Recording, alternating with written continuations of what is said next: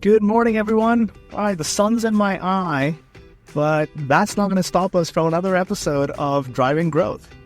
So today, I want to talk about this question that came up on a webinar yesterday. The question was about how one can measure the long-term versus the short-term impact of your marketing. So here's my take. If you really take a step back and think about the long term, and what I mean by long term is multiple years out, multiple quarters out, the true measure of whether your business is doing well is if you are taking more market share or more market penetration or not. Pretty simple.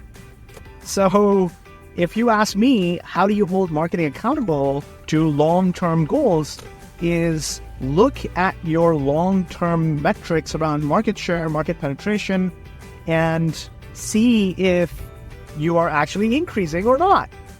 So that's one. Now, that doesn't mean that you have time to run some marketing campaigns and wait for 2 years to see if you increase market share. That would be dumb. So what do you do to understand if you are going to be successful in the long term with your marketing efforts? And that's where the short term is really important. You have to put points on the board right now.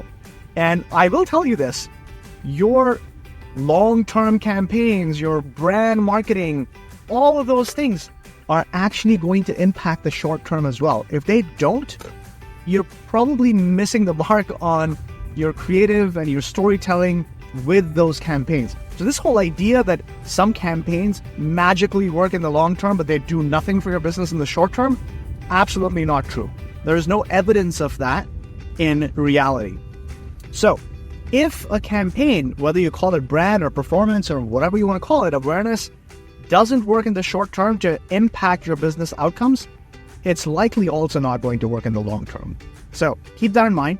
And for those who have trouble measuring the impact of marketing in the short term, like in-quarter sales, whether it's B2C or B2B, you really have to evolve your measurement methodology. And what that means is not just looking at clicks and touches and taps that happen at the bottom of the funnel, and for people who are, reacting to your direct response advertising, but you also have to look at the indirect relationship between the reach, the impressions on all your channels, on all your awareness channels, on your top of funnel channels, on your videos, social, all of those things, and how those are correlated with your sales. And not just correlation, you can actually run real experiments. It is not hard, ladies and gentlemen. So here's my call out. Evolve your marketing measurement to help you understand both the short and the long term. And do not be convinced by people who say you can't measure the impact of brand on short-term metrics. All right, that's it for today. Until next time.